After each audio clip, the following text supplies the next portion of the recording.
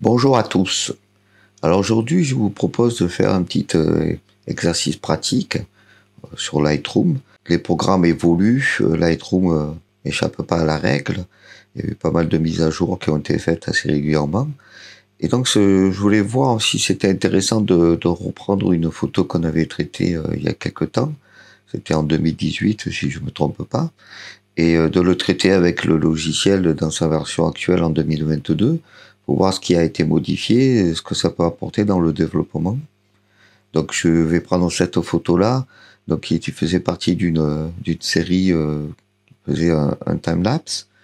Et donc vous avez la vidéo d'origine en 2018. Ça vous permet de voir comment j'ai développé la photo à l'époque.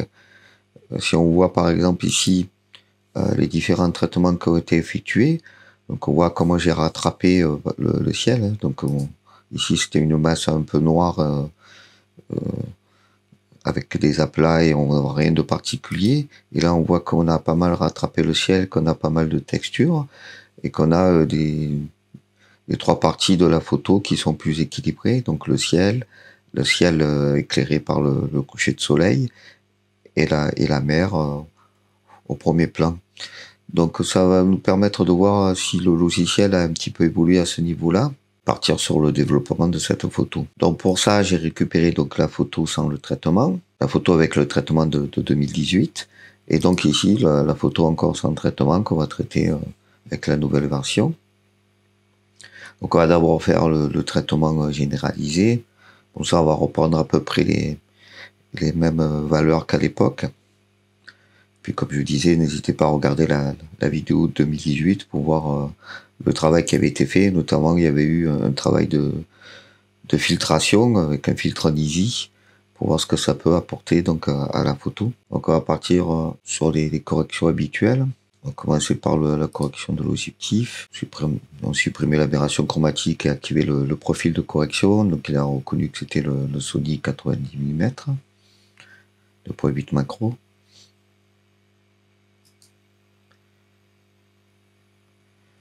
On va faire le recadrage pour passer en 16 neuvième.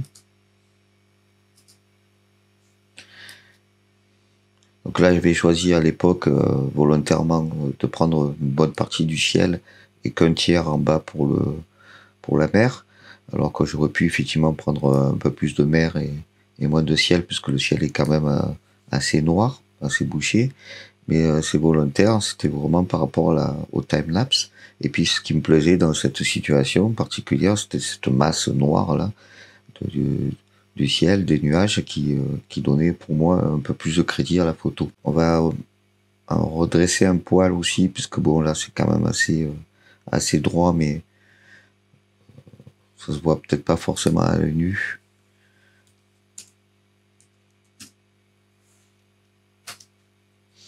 Alors la même valeur qu'à l'époque.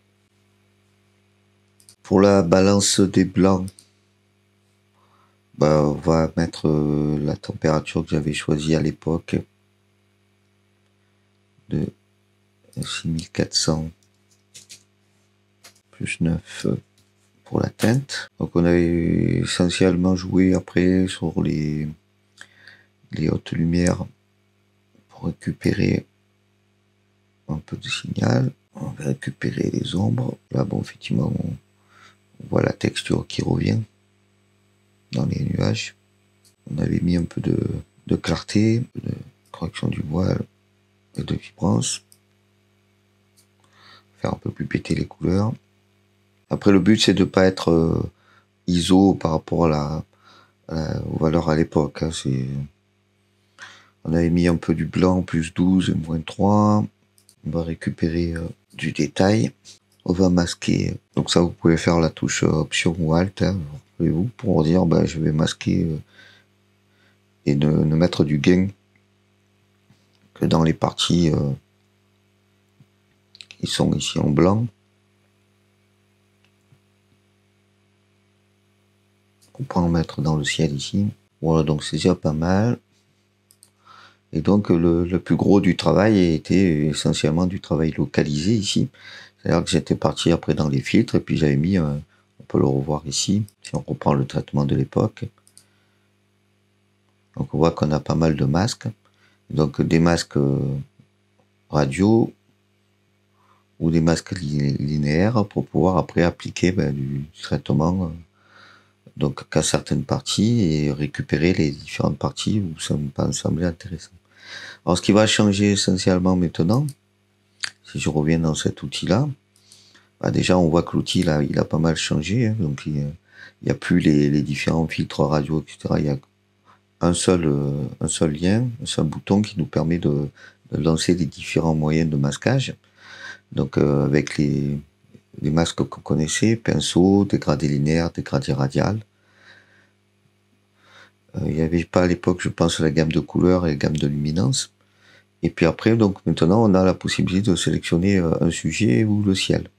On va voir ce que ça donne. Si je fais sélectionner un sujet, on va voir qu'il va nous sélectionner sûrement les bodies au premier plan. Voilà. Bon, là, il n'a pas pris cette partie-là, mais ça peut se rajouter aussi. Et il a laissé tout le reste, parce que finalement, tout le reste, c'est pas le sujet de notre photo. Donc ça, c'est une première possibilité. Hein. Je vais supprimer le masque. Et donc, on va faire la sélection du ciel. Parce que c'est intéressant de traiter que le ciel. C'est justement ce qu'on a fait à l'époque, mais avec différents filtres et des filtres linéaires.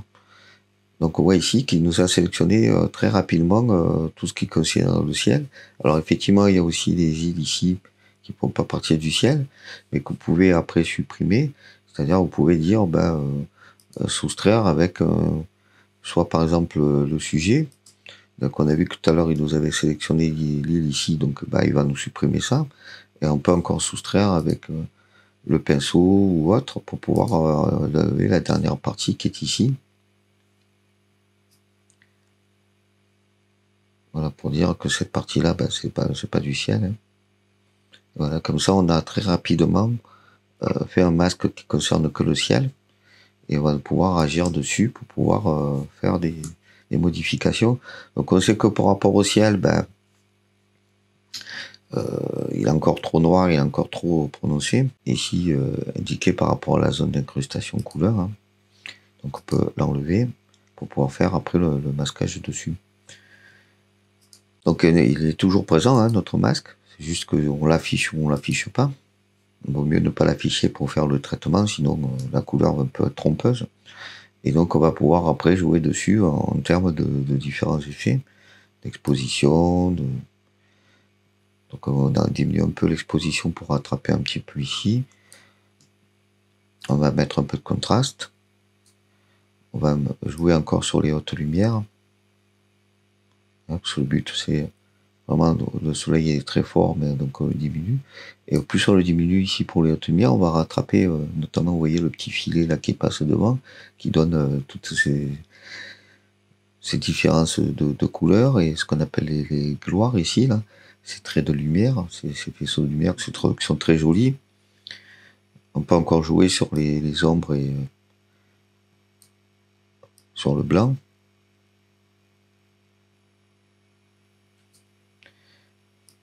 Et sur le noir. Alors comme toujours avec Lightroom, il faut pas y aller très fort, hein, faut vraiment y aller avec le mollo sur les réglages, parce que sinon vous allez faire quelque chose d'incorrect. Ici, faut pas hésiter à mettre un petit peu de clarté, parce que bon, tout à l'heure avec le premier réglage d'exposition, on a un petit peu diminué la force du tout. Vous voyez que si vous allez très fort dans la correction du voile, c'est pas beau du tout. Donc on peut en mettre un petit peu.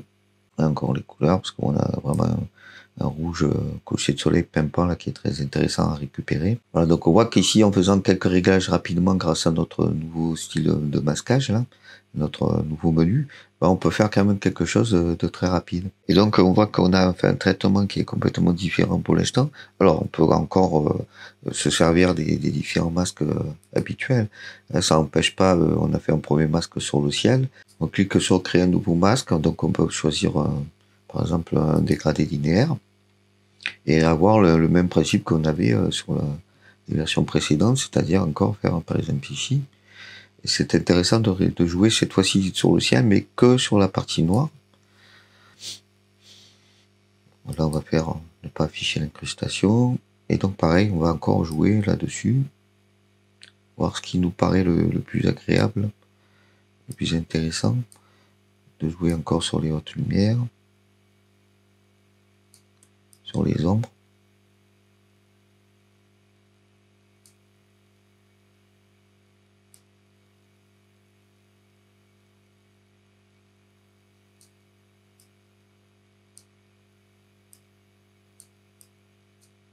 Un peu de texture, un peu de clarté.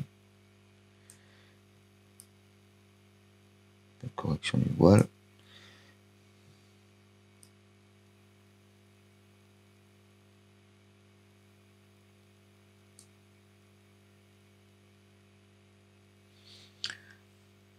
Voilà.